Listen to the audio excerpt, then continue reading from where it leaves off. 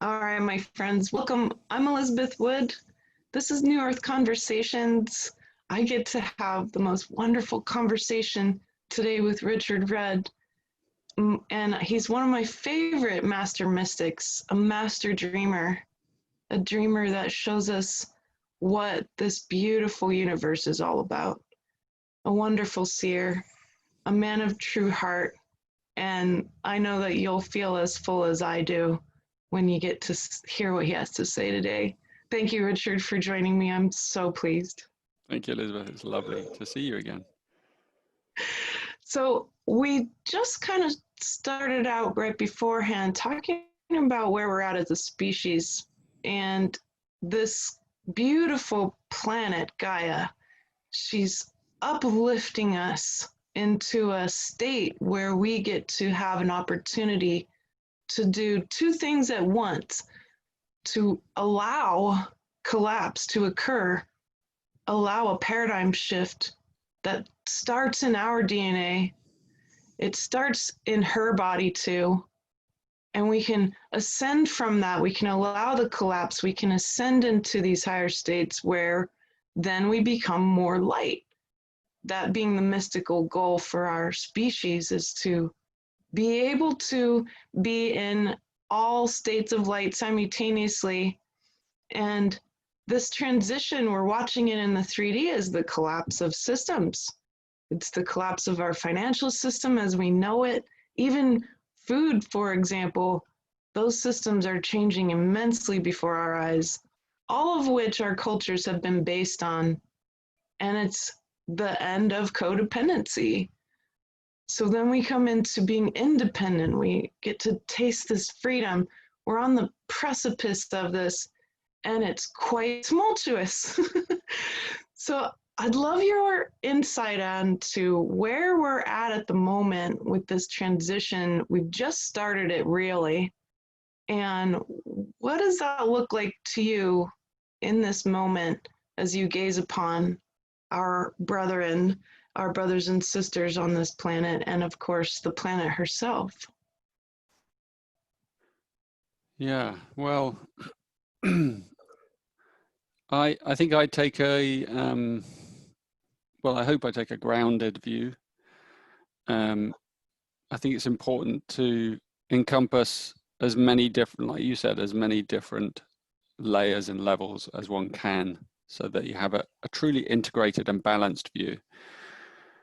So if you're too spiritual, then you kind of you have the dilemma of then missing, the kind of integrated view. And if you're too material, then you obviously miss what's really going on under the surface. So I try and keep in tune with both. and I'm also married to a very worldly woman who is very in tune with particularly what's going on the material plane, which really helps because I'm always looking more on the spiritual plane.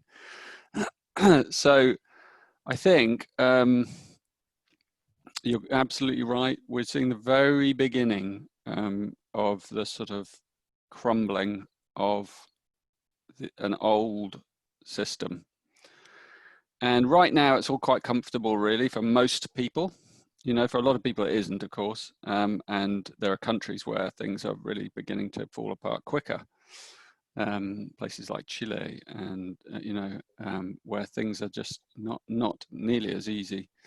And indeed in certain, kind of intense situations in hospitals. I mean, I have a friend who's a intensive care nurse. And so the view that you get through her is very different from the view that you hear on the internet, for example. So, yeah, I think it's just the beginning. And I think we have a decade ahead of us of kind of, yeah, I guess a system collapse, but who knows how it will collapse and at what speed and where the cracks will open up. I mean, they're already, as you pointed to, the food and money are two kind of huge areas of security and insecurity, and they're obviously connected. So I think, yeah, we'll see an unwinding, and therefore probably a lot of panic and a lot of fear, and at the same time there is this, as you say, this spiritual arising. So in a way, I think we're seeing thing that we've been waiting for a long time, a kind of dividing of the paths of, you know, one group of people contracting and one group of people expanding. And yeah, I guess that's what we're looking at, I think, right now. I mean, that's maybe just an introduction from my view. Yeah, but you know, sorry. It's painful. The contraction's painful because of, as you've mentioned when you were laying out the 19th gene key recently, the fear of death. The fear of death is that program that has run the human species and our creations for so long. And now there's the spiritual coming into the physical experience, the grounded experience of the web of life, the cycle, the interdependence. And for you, being someone who can perceive this, perceiving the surrender into freedom, what advice would you give to us around how to better surrender to this light, to this level of freedom that can actually feel kind of disturbing? I was, funnily enough, when you were talking, I just suddenly had a flash of this rather kind of wry film, and quite amusing film called The Invention of Lying. I don't know if you've seen it. It's a comedy, and then but the number of it is that you know, everyone's telling the truth in a society, in a world where you can only tell the truth, and then one man discovers how to lie, and so it's a kind of wonderful reversal of many things, and that world really needs lies to kind of break it open and break it apart. And I was just thinking about that, you know, what transformation it occurs when, you know, when there's this sort of huge breakthrough at the core, and how it ripples out. And in that film, it's very funny because, you know, there's a man that shows up, and because everything anyone ever says in this world is taken as truth, when he starts talking about what happens after you die, that's announced on the news, like, a man has new information about what happens when we die. And I feel very much like that man, actually. I feel like I'm carrying new information. It's not new at all, but for many people it is new information about what happens when you die. And you know, one of my missions recently has been to kind of really open up that portal of death. And as you know, a friend of mine recently died, really close friend, and we'd been tracking his death together, and discussing it for months. And he, you know, his goal was to maintain full awareness as he died and as he stepped through the portal into the other realm and into the timeless realm. And then within the timeless realm, to be able to communicate back with those he loves, you know, to be fully available for them. And before he then takes his next incarnation, which he knows that he has coming and has an idea of where and when that will be. So it's about really tackling this death question consciously and with real courage and imagination and creativity as well. Like, you know, like, people sort of confront death and they just shy away from it and contract, instead of like moving towards it and go, okay, let's really use it and explore it together. And I what I see happening in the coming generations is more and more people really exploring the portal of death and rebirth. And I know for some people that might be a problem in their mind rebirth. I'm coming back, you know, I don't want to come back, or whatever ideas we have around that. And yet we are on a planet of, you know, that is designed for rebirth and is designed for like longevity and evolutionary growth over time. And so what I say to people, you know, some people have been like, I hear many people saying, oh, this is my last incarnation. And I'm saying, like, you kidding me? You're gonna go for hundreds of thousands of years cycling through these things, and then just as it gets to the party, you're gonna peel off. You know, I don't think you want to be doing that. So literally, as we go through this next cycle, into this next cycle, that's when everything is shifting. So what has to shift with it is our attitude towards death. You know, we have to carry the memory of lifetimes through that portal, and that's a stage. You know, of course, you know, eventually that stage will lead to there being no need to be reborn at all, and these more mystical things like dematerializing and all of that. But I don't think we're right there yet. I think it's good to be realistic about our evolutionary steps. Like the next step is we have to demystify death, and we have to begin to see the trajectory that we're on, you know, and almost intuit. We have an incredible intuition, humans. Like if we really hone our intuition, you know, and you know this, Elizabeth, as a seer, you can see exactly where you're going. You can see where you're going. Like, you know, when you meet your mother in the next, like, you know, it's like there might be a little girl you meet, or it might be your daughter. It might say, you know, because we tend to kind of come in groups of people we already know and love because we're connected. So if you know who you're coming back through and roughly when, and you might even know where, and you might even have conversations about that, you know, you might even have an agreement, that completely changes the way that you go out completely. And it changes the people who are staying behind, because, you know, then we have this sense of we're building something. So I'm one of the few voices I know who's talking like this at the moment, and I hope there'll be more. But I think that's something I'm really exploring in my work and community. Absolutely. And I think you're right. There's very few voices talking about the end of the fear of death and how vital it is. It's a foundation for what we're building from here. And then there's from there's some other interesting sort of deprogramming that's going on around the use of energy, for example. People not mindlessly using energy, but doing it mindfully in a way that expands their consciousness and their awareness. And then things like time, having this very weird way that we use time where we leak energy into the future, always worrying about what the future is going to be like instead of being in the power of the moment where all that collapses. And then even things like money or value, ending that whole concept that everything has a monetary value, but replacing it with infinite value, where we have an infinite value applied to all goods, all things, all breath, all material, all atoms.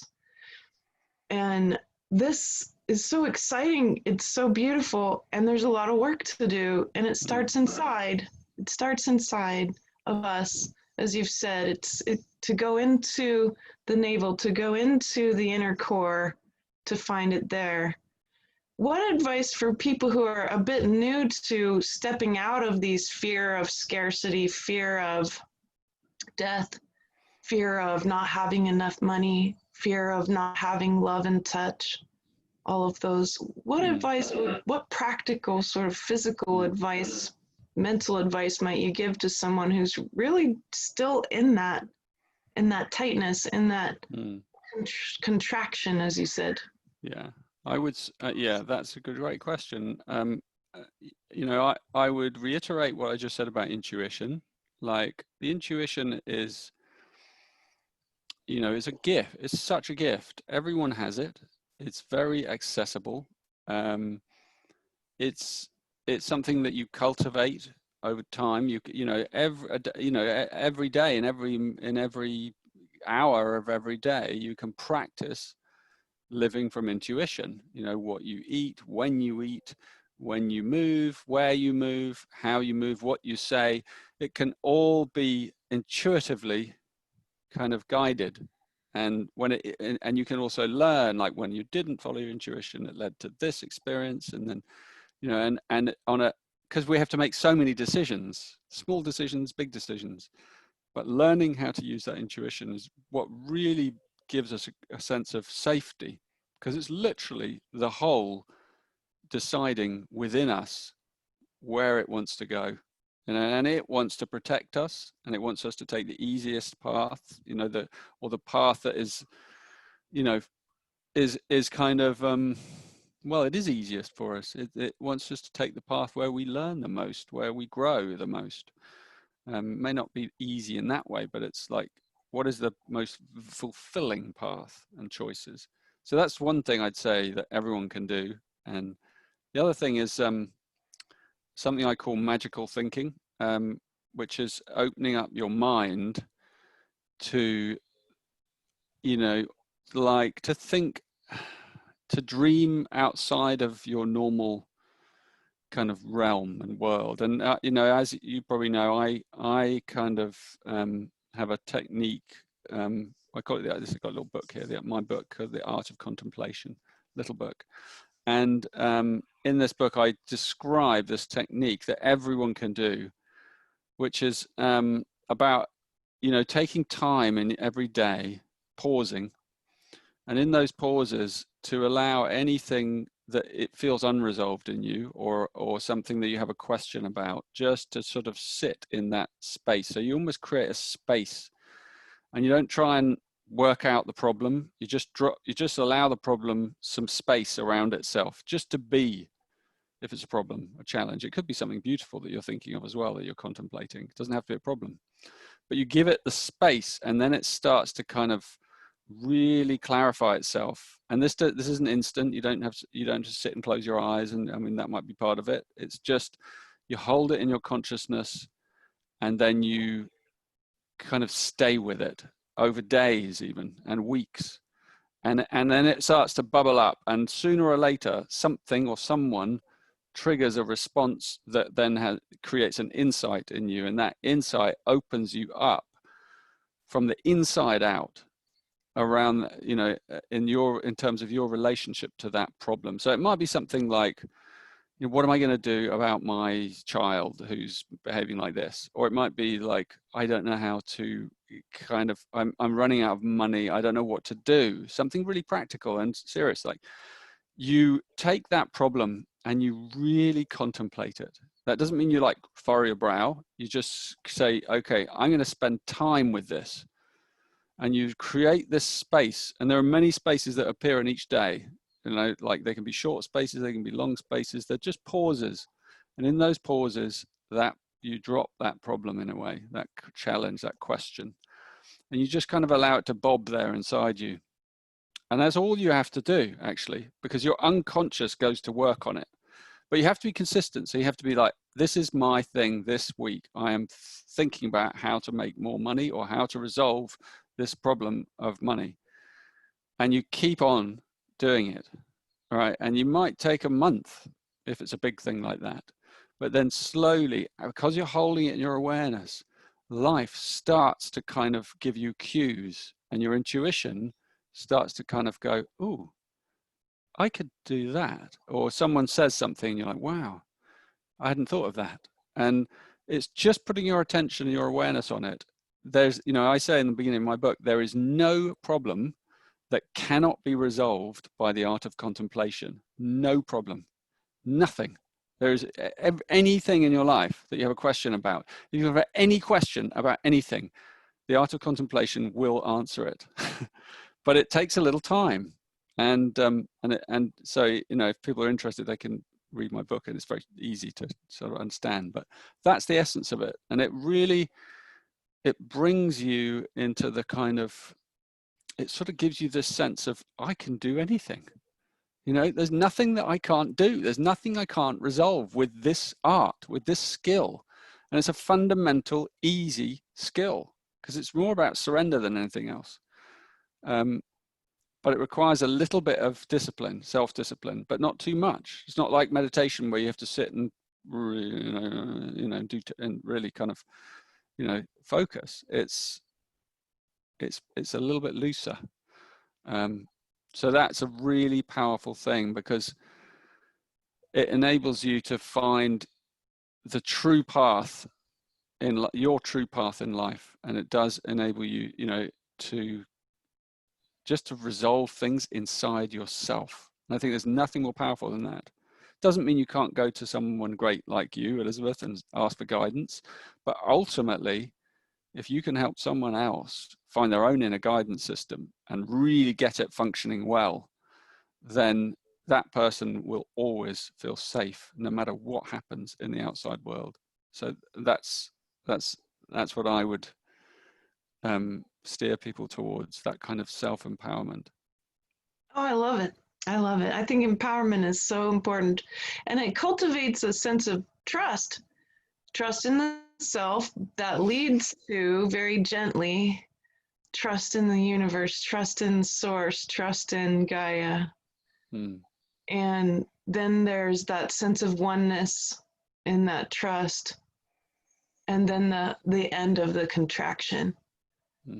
That's so beautiful. Thank you for sharing that. Through your verbal words, it can really percolate through people, and I do highly recommend people purchase your books, because mystically they're physical objects of incredible light. I literally have your book, your big Gene Keys book, on my dresser every day as part of my decorations. Because they're giving light to us. So that leads us into the continued cultivation of independence through empowerment, but that's not the end of the journey. It's not the end of the journey. It's another step into interdependence. It's another step through sacrifice. And as you said, this whole beautiful realm of Gaia is all built upon sacrifice. And it's not the kind of painful, forced sacrifice that we might think of immediately through trauma. It's the other way around. And the ultimate sacrifice being that of the ego. And it's interesting because I've looked at the abuse of sacrifice for a very long time, and how the forced abuse of sacrifice through human construct, through trauma, continuing the cycle of trauma, has really taken that concept of sacrifice and twisted it. Yeah.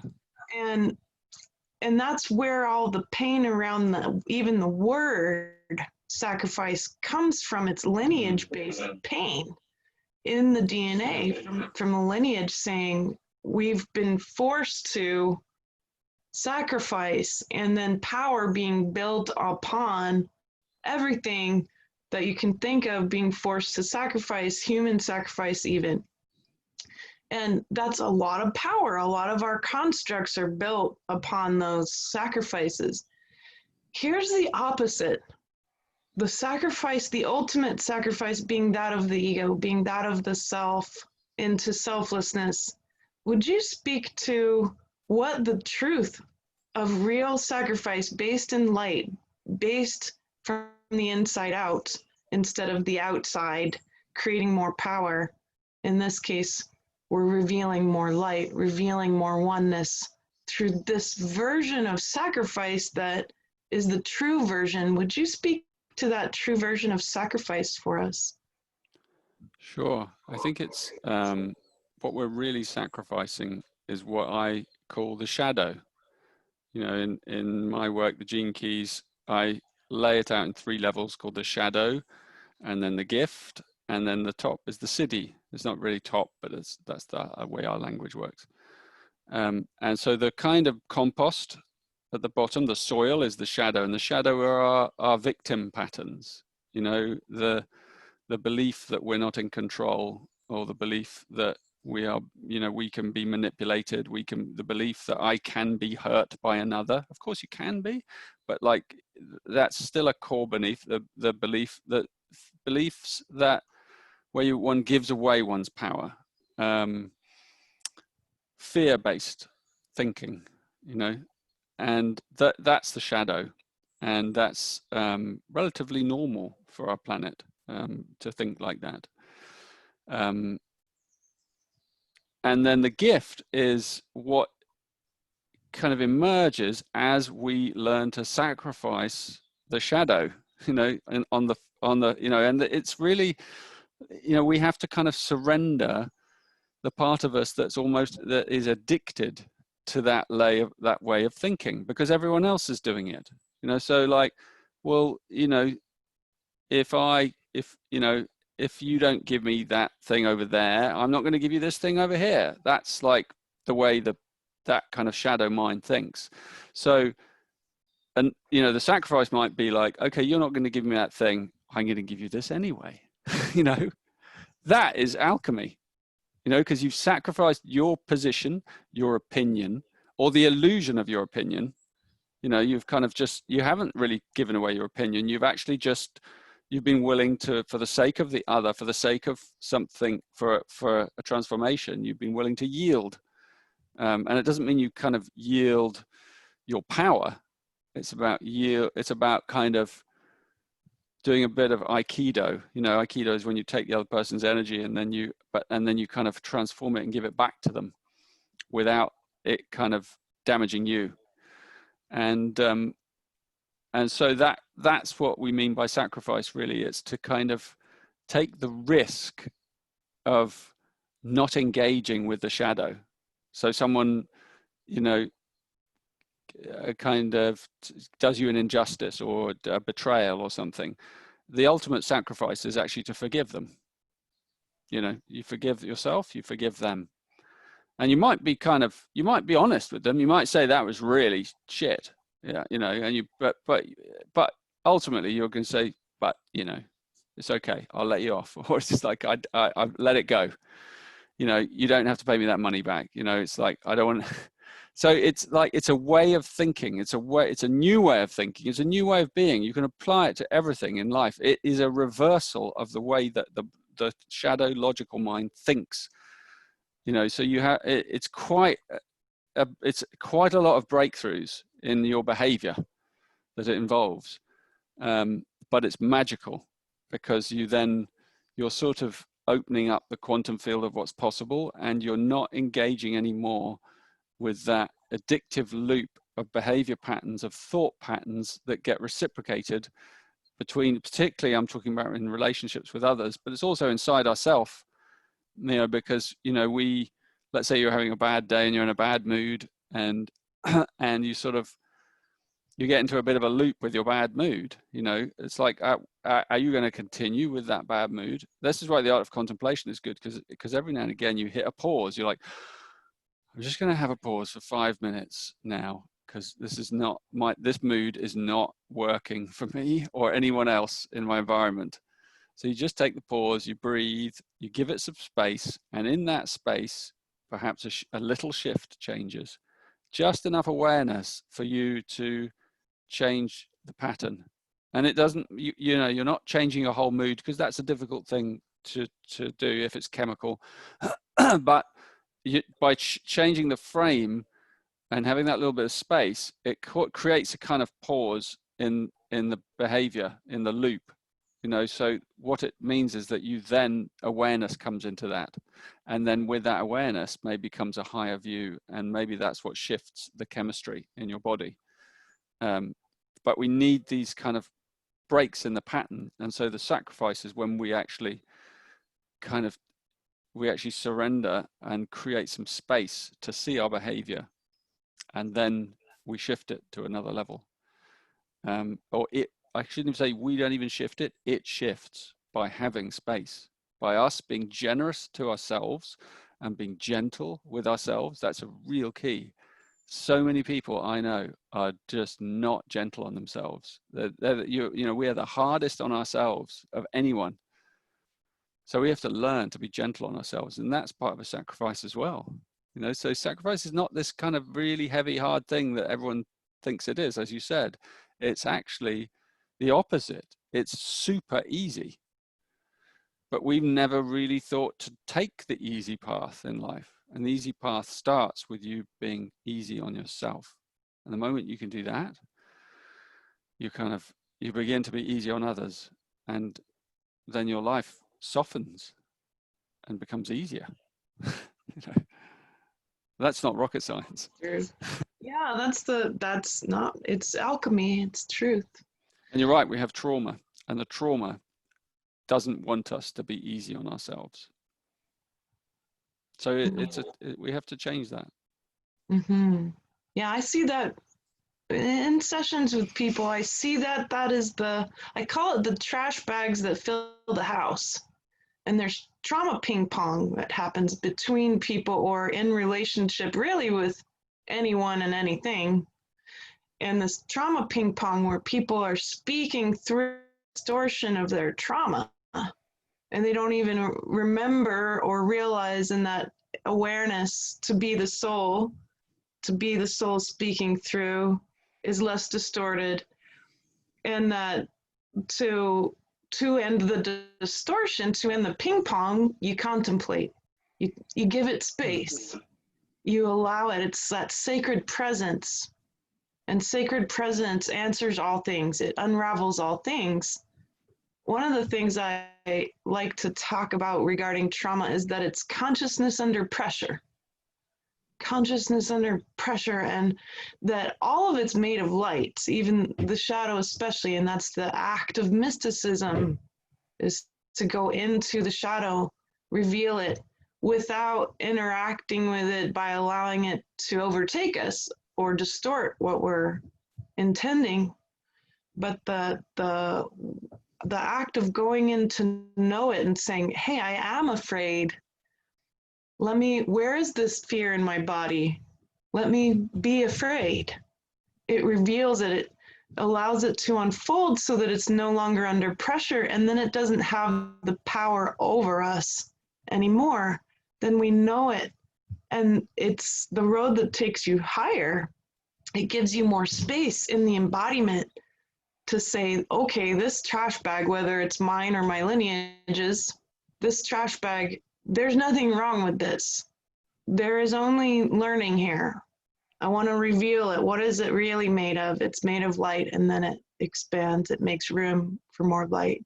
And it's very physical what happens, and that's why you do focus in on the physical form, the genetic form. Can you speak a little bit about the way that how practically look at trauma, the revealing of shadow around us and others? Because I have so many people that say, well, I meditate and I do processing and I do these things, but I feel totally squashed. I'm surrounded in people who don't. And they say, you know, I really want the measurable results of all this hard work I'm doing on myself. There's still the separation that occurs naturally because of our cultures. There was this teacher, a kind of radical Tibetan teacher. His name was Chogyam Trungpa. You may have heard of him. And he had a community of sort of people who followed his teachings.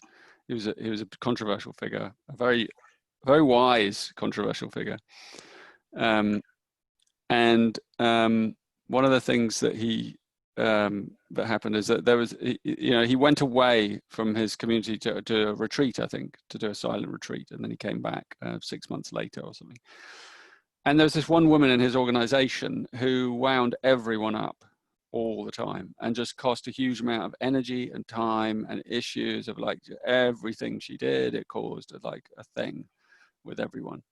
Anyway, while he was away, this woman left the organization. And when he came back, he was like, where's she gone? And they were like, oh, well, you know, it's been so much more peaceful. Now she's gone. And it's like, oh, we're all just in heaven. And he said, you are going to get her back right now. You know, and so they brought her back. And they were like, oh, my God. But, you know, there's some deep wisdom in that movement, because we need those people to keep testing our edges. Otherwise, what kind of peace is it that you have, that you've cultivated, if it can't maintain itself under pressure? You know, and until that time where we can be truly silent amidst chaos and noise, we're not ready. And that's the kind of mother of the universe providing us with the exact blade that we need, or the exact kind of whetstone to sharpen us, to polish us, even though we hate it and it's kind of comfortable and we want the peace, and we know we could have the peace of it, you know, and if I wasn't with this person who is behaving like this, and you know, and it tends to be that people who are doing spiritual practice and evolving spiritually draw those environments to them, and are surrounded by them in, you know, so they're usually in our families, and that's the first place where, you know, when you begin to awaken, like very often other members of your family don't, or your wife or your husband or whatever, they just don't get it, and they don't come with you, and there's no reason they should. And so it's actually perfect whatever they do, whether they come, whether they don't come, it's all grace. So, you know, they are providing an amazing service, and you have to be grateful for it and see it for what it is. And if you try and run from it, you'll just run towards it. It'll be there where, you know, you'll go to this new place, to the ashram where everyone's peaceful and quiet, and you'll find it's there. You know, it'll be there. It'll be there with there'll be that same person who's annoying you, you know, in a different form. And so stay with what you've got around you and just really allow it. I mean, I live in a family with 3 kids, 2 teenagers, my wife, and, you know, all the commitments of a modern life and the challenges. And, you know, that's the best spiritual teaching anyone could have. You know, it's remarkable in every moment of the day, because you have to kind of test how peaceful you truly are. and it's a really tough learning, but that's what's required now. That's what's required in this new paradigm, is for us to be absolutely, to walk our talk. And in the past, we have all gone off into ashrams, and we've gone with teachers, and we've gone into, you know, these lineages and mystery schools and things, and they'll still be there, but the greatest kind of acceleration is relationships and families and community. You know, that's a fact. So I'd be really grateful for it. There you go. Yeah. I'm the oldest of 7 children, and I was a nanny to 9 mentally ill kids while pregnant. And I have 3 kids of my own, many nephews, and it's kind of amazing to watch once you're in a state of contemplation a lot, that you can then watch yourself becoming the eye of the storm. And then as you begin to maintain full acceptance of whatever's going on around you, maybe my husband having a nervous breakdown the other day, and it was just divinely perfect, exactly how it needed to happen, how then we could learn from that, and the opening that occurs from there. Or in a household with that many kids with mental illnesses, to watch this thunderous hurricane of a family ripping each other apart, and being able to say, am I able to maintain true peace here right now, while these kids are trying to hurt each other, hurt me, hurt everyone, and watching then it unfold like grace, these beautiful aspects of light just naturally penetrating even the most stubborn of consciousness. And now, of course, here we have the opportunity to do this in the privacy of our homes, while the hurricane of earth is shifting, changing, revealing all of the tension. Yeah. And I I want to speak to also many of the souls coming through right now, coming through to show us what that sensitivity looks like, the gift of sensitivity in the sacrifice, the sensitivity to all of the dimensions, the sensitivity to all of the ways our senses are actually all truly crossed. You mention it in the 19th gene key, synesthesia, which really touched me. And my husband randomly picked a page, very randomly. He'd not heard of you before, and I said, "Oh, this is who I'm talking to," and I showed him your book, and he was like, "Oh my gosh." He randomly picked the page. It was the 19th gene key. It just happened to be, you talk about the synesthetes, and I was surprised because that's one of the ways my brain's wired.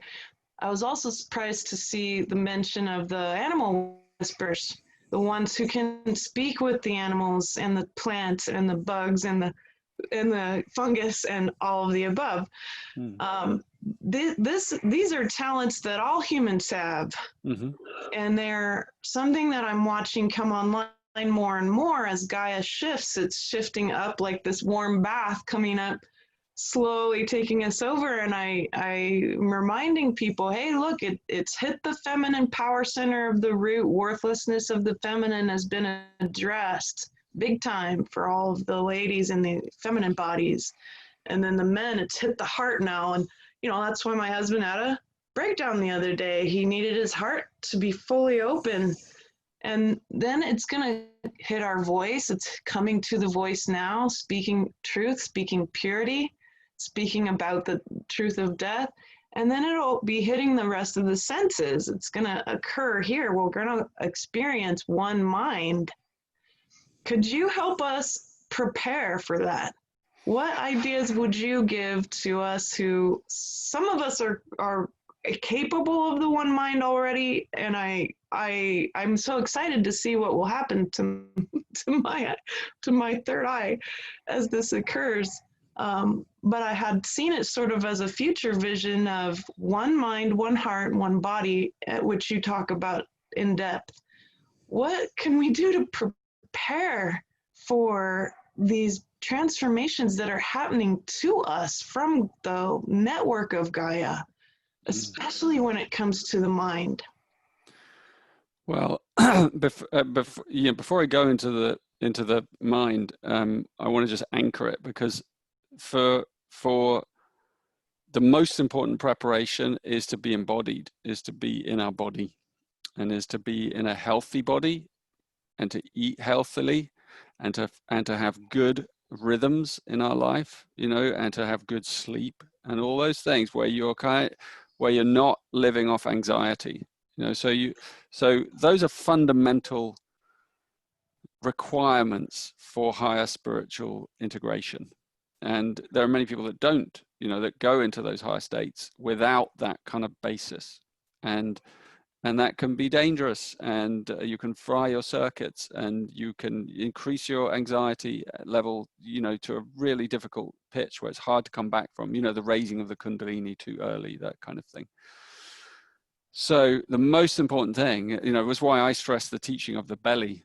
The belly is where everything is grounded. And so I say to everyone who I work with, who is like, just place your hands on your belly and get rooted to the earth. Take your shoes and socks off, be out in nature, connect and ground, and, be present in earth and nature, in your body, particularly put your hands on your belly and start to love your belly, because that's where the core of our being is.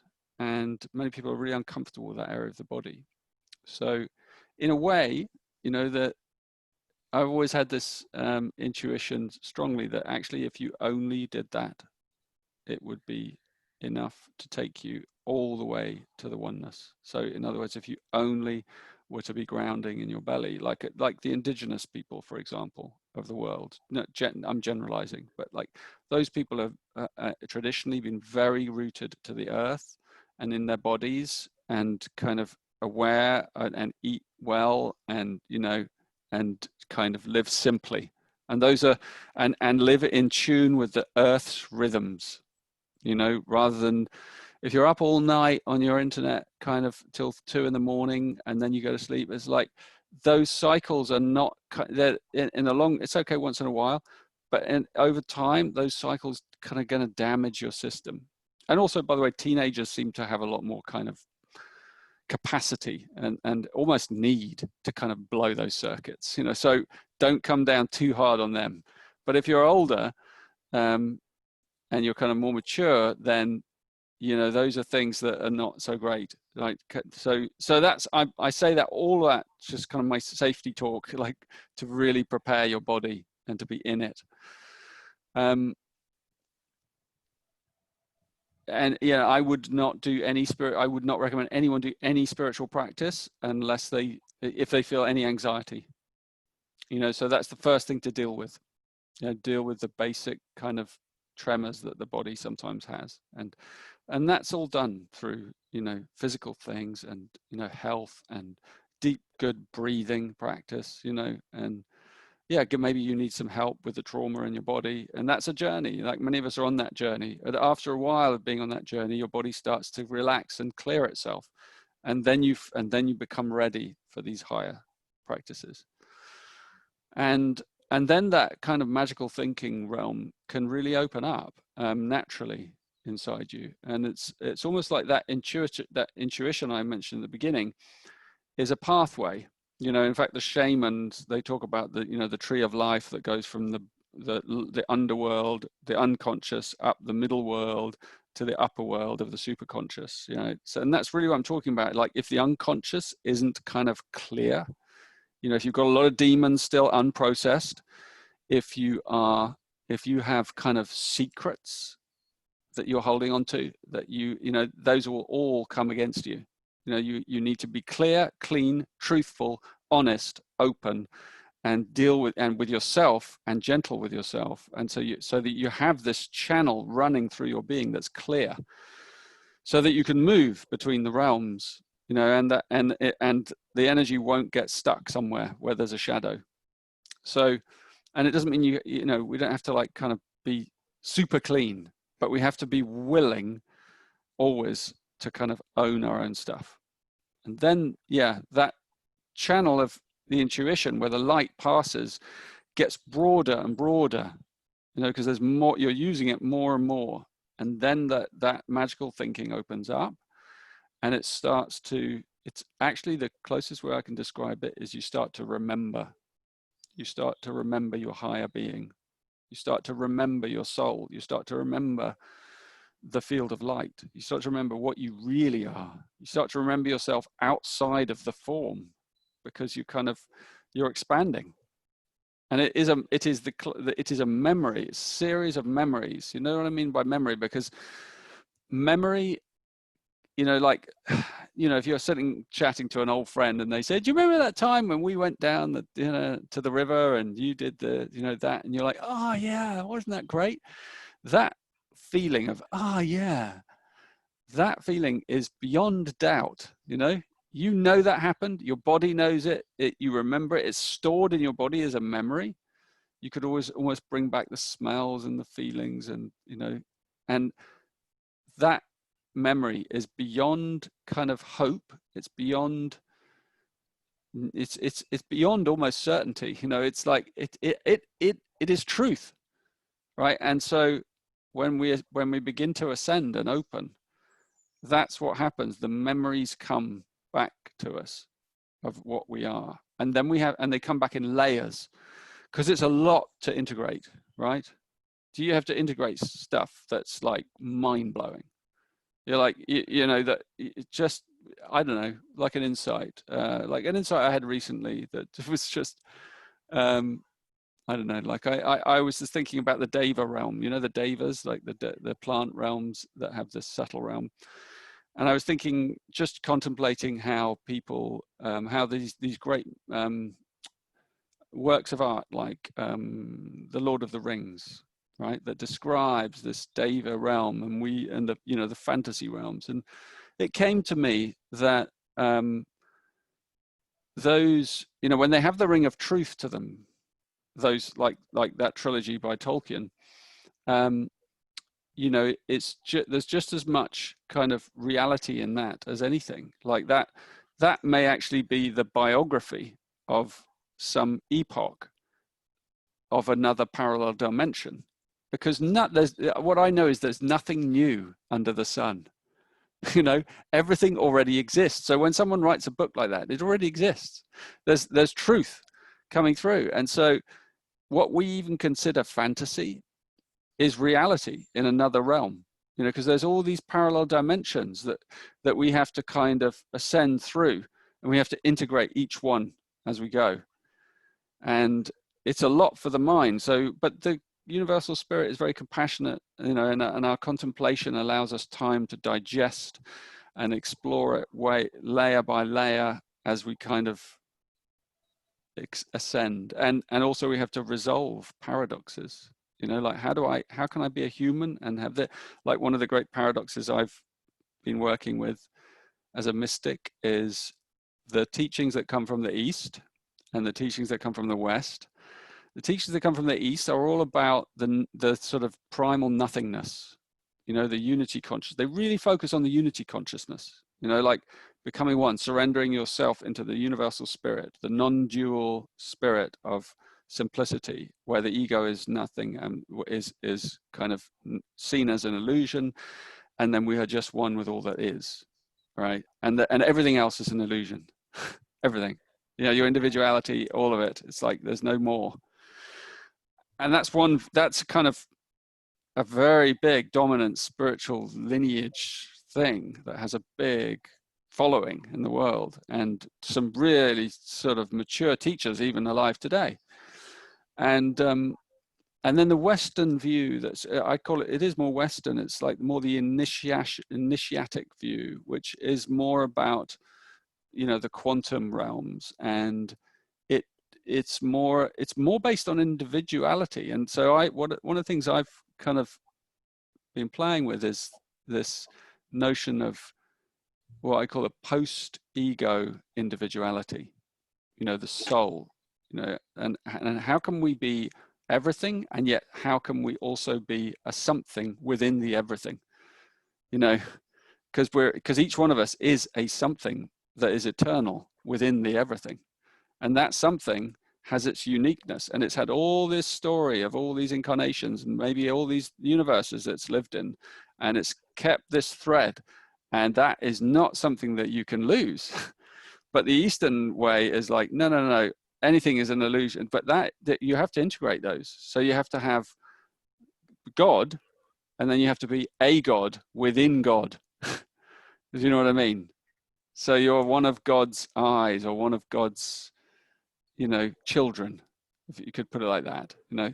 So integrating the soul and that kind of unity spirit is like takes a huge being in a way to be able to do that.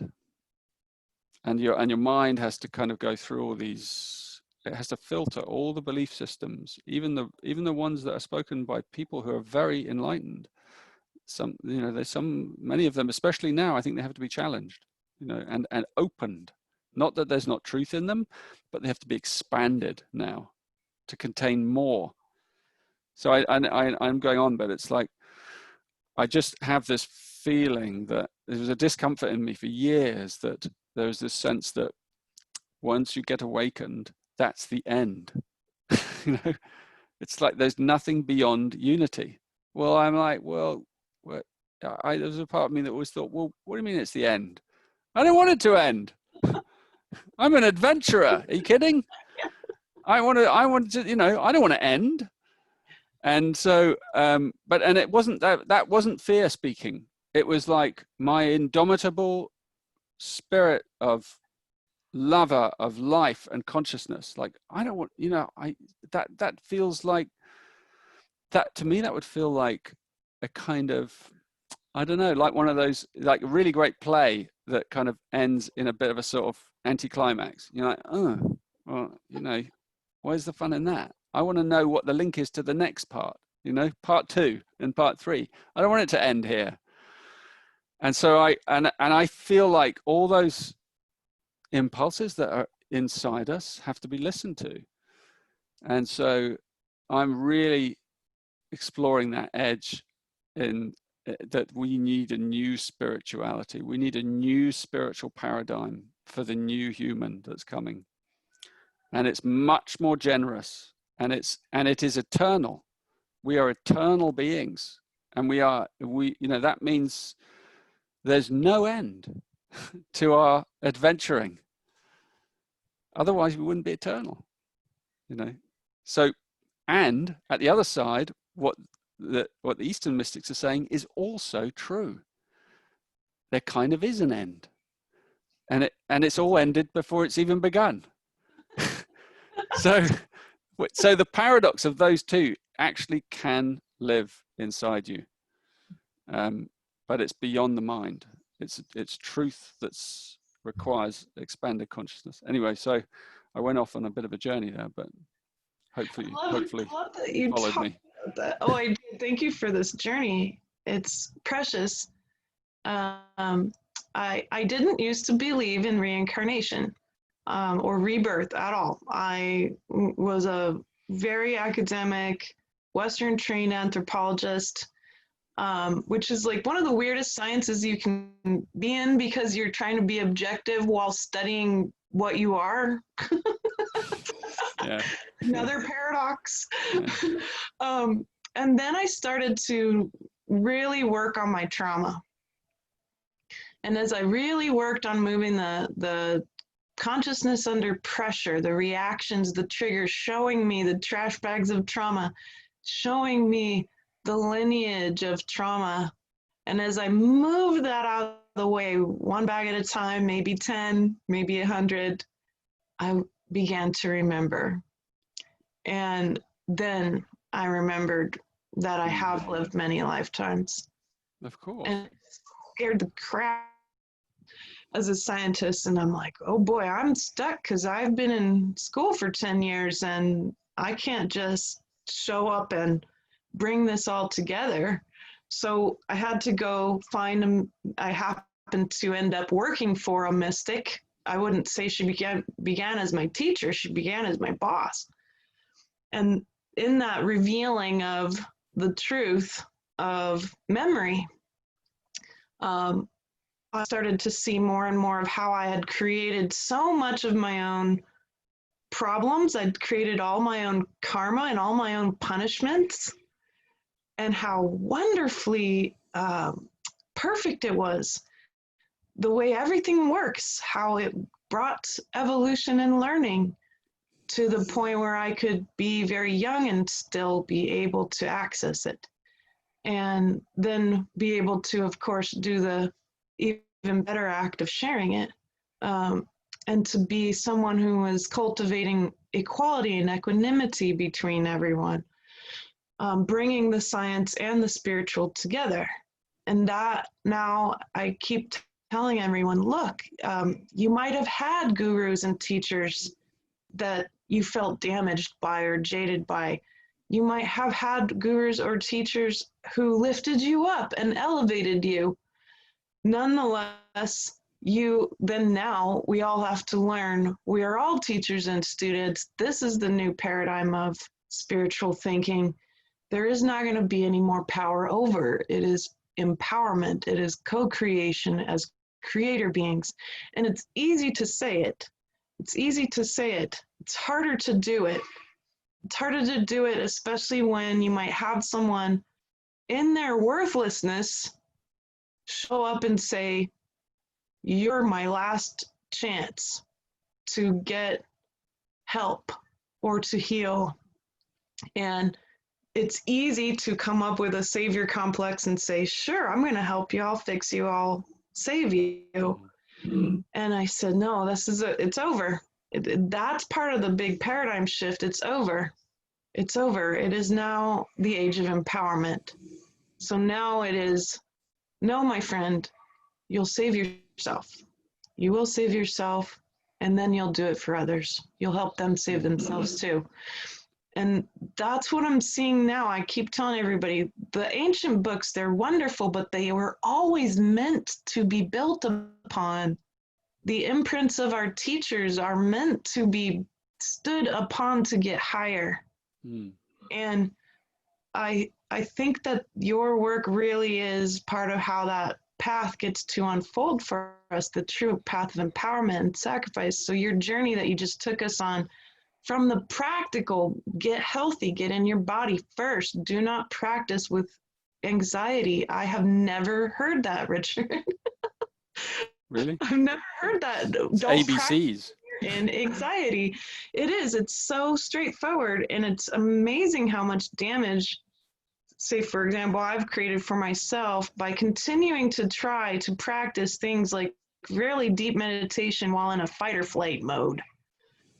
There's damage there. It creates distortion. The light that comes in is distorted. You get it attracts all kinds of distortion to keep trying to reveal to you the distortion.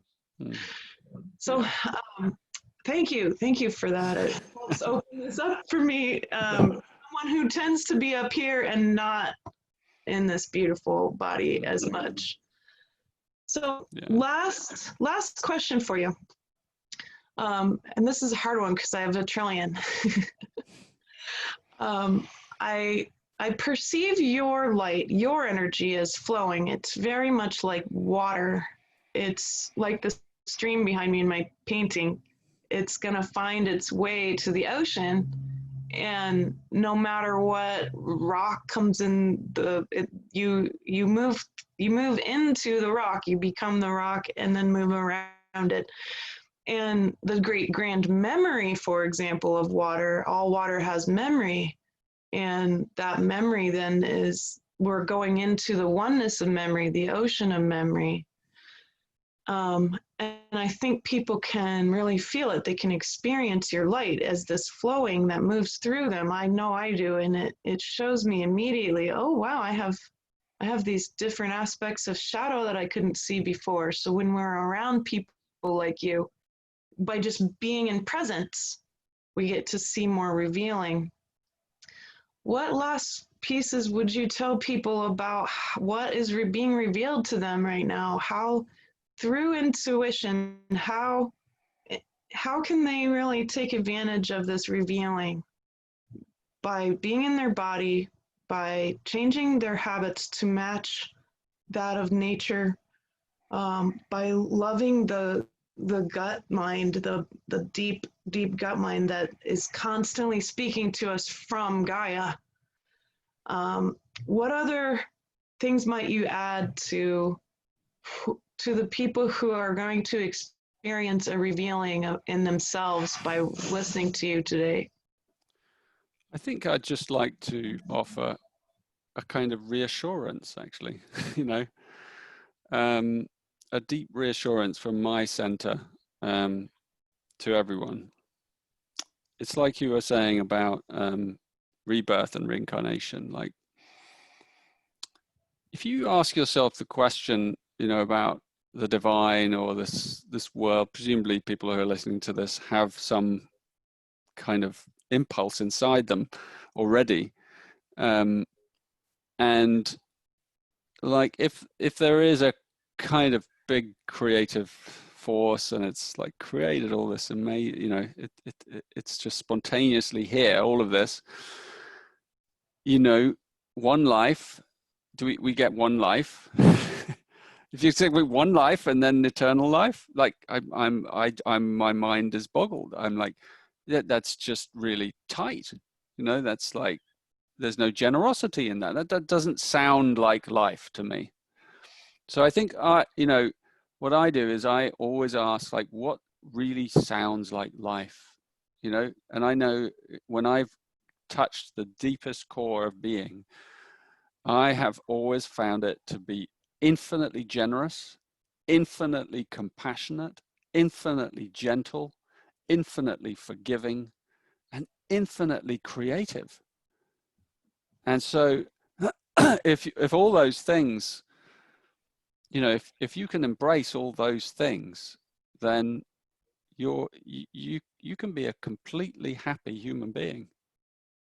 you know, and joy is what's actually inside us, you know, but it's like we have to peel away some of those illusions that we've got, those fears that life isn't that underneath everything. So it doesn't matter what's happening on the surface at one level.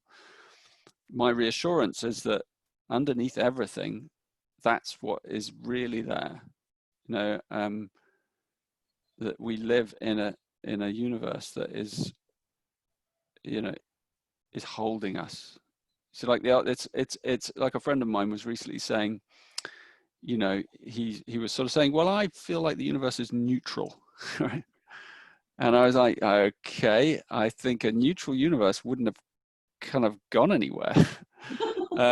It gets like, and because it has no, you know, and so it's a kind of paradox in a way, because it's like the mother, you know, if you look at like life, the clues are everywhere in life. The clues are everywhere. The fact that mothers exist, you know, you're one, right? The fact that the mother exists or a father exists shows us that, particularly a mother, you know, because when the child comes out of the mother, you know, in 99% of the cases, unless there's some mother that's deeply traumatized, that mother unconditionally receives that child, and that child feels that unconditional embrace of the mother. And that is like, that is the universe right there in, you know, embedded. I don't mention the father because there's a lot more kind of stuff around fathers. But you cannot, you know, almost can't kind of get away from that maternal embrace. And that's what, when we die, that's what we enter into, the arms of the Divine Mother. It's everywhere. It's like Christ said, if you break open a stick, I am in there, you know. I am imprinted in every single atom or non-atom of the cosmos. You know, so all that's here actually is love, and love is the unifying force between everything. And people even say, well, what about, you know, the forces of darkness and all of that? Like, even the forces of darkness, you know, are filled with light underneath. You know, like, there's just light that you can't see yet. You know, so in a way, light is everything. As we started by saying that, right? Light is in everything. And it's not that it's the opposite to darkness. There is no opposite to light. Just as there is no opposite to love. There's no opposite. It's a unified field. It contains darkness and hate and all the contempt and all those other things. It contains them. You know, so darkness is a manifestation of light. But that's, you know, it's not the opposite. You know, we don't live in a dualistic universe, to me. Everything is dualistic as it seems, but beneath that, behind that, beyond that, it's just all light.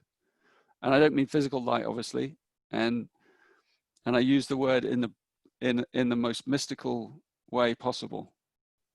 You know, I'm not using it as an opposite.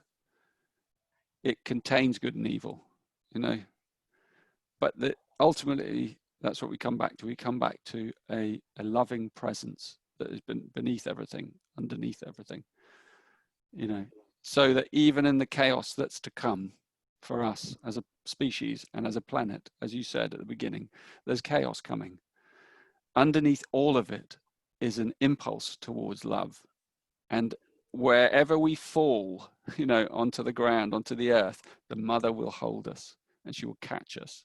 So no matter what happens, if we're split from our loved ones, if the most horrendous things happen, you know, in the world, we can never be divided from each other, because as soon as we go through that portal of death, we're back again in the love. You know, it's like we're back into the memory of what we actually are. And we're like, whoo, that was a ride. You know, shall we have another go? Okay, let's see if we can like see what's lying on the other side. And I always say to people, you know, because there's a lot of death in the air, and we all have to deal with death and grief, and like everyone you've ever loved is in your heart. Everyone you've ever loved and ever will love lives inside our heart, and we can never be parted from them. Never. We'll meet them over and over and over again because they are part of who we are. And even within that, we have lots of beautiful theaters. You know, we have little, you know, we have, it's almost like I see us as crystals of consciousness, and we fit into a grid, you know, and there's all these crystals that kind of interlock beautifully into a bigger crystal, these facets, you know, and there's one family there of crystals, and then it connects to another one, and there's another family, and they all connect into a larger crystal, and then there's that one is part of another, like there's a fractal universe, and each one of those crystal shards, we are one of those. But then as we expand our consciousness, we realize, oh, I'm 3. Oh, I'm those ones as well. And oh my God, I'm those ones. Oh, wow, we're part of another one. It's like the Russian dolls. And that consciousness goes on and on and on, expanding like that. That's the adventure that never ends. And so we can never be separated from any of it, or any person or person we love, or dog or cat or anything that we happen to love. They're in the crystal with us. So the illusion is that we split, and we don't. The moment we die and we go into that portal, we remember again, and particularly remember from the other side. You know, so if we're still here and the other one's the other side, they're like going, "Oh man, they've forgotten. They're grieving me." No, and I'm no longer grieving because I'm in the timeless zone. I remember, like, they're part of me. I'm part of it. And you're like trying to go, "It's okay. It's okay. I'm here inside you." And down here we've forgotten. So we have to kind of, and I'm not negating grief, because it is a part of our process and our journey right now as humans. And I think there'll come a time where it is no longer. But right now, if you are grieving or you're in grief, then it's a process. It's a very cleansing, pure, beautiful process that can lead you into memory of love, and that's where it leads us. You know, so. I guess that's a long way of saying I want to reassure everyone that we live in a deeply compassionate universe. And I hope you can feel that, at least through my words. But Oh, I can. I mean, I know it beyond a shadow of a doubt, but I'm very fortunate to have remembered it. But more and more of us are going to be remembering it. We just have to share the memory together. I remember it too. I know you do. That's why I'm blubbing over here. I know. Oh my. Thank you. Yeah. I'm speechless, which is,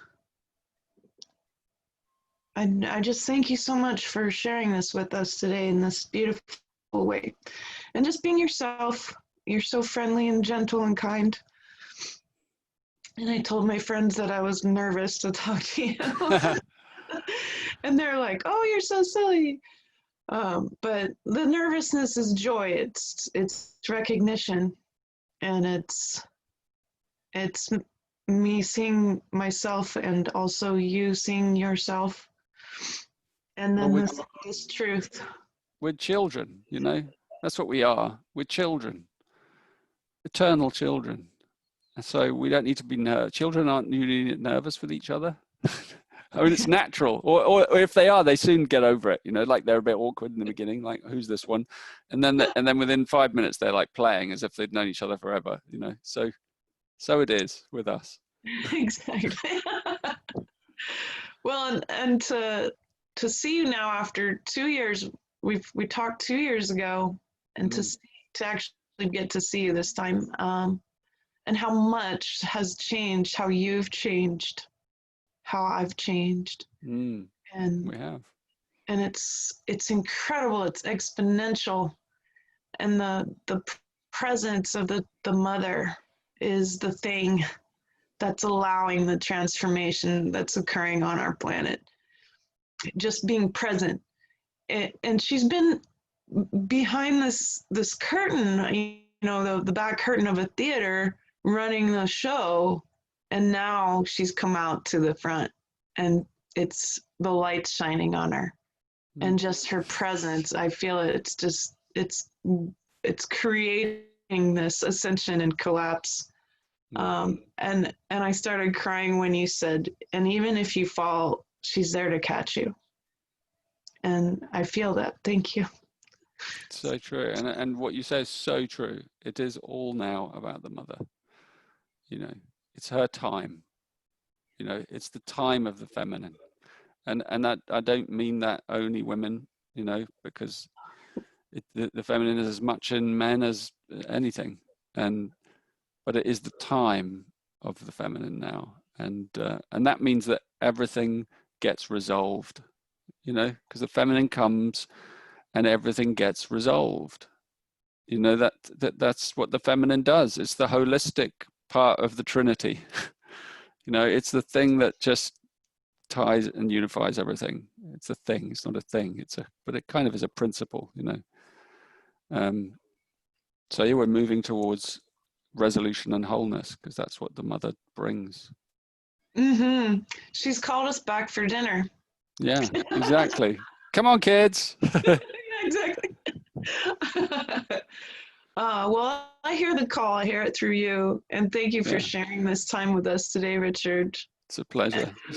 And I'll be sure to lead people through to your website. It's genekeys.com. Is that right? Yeah.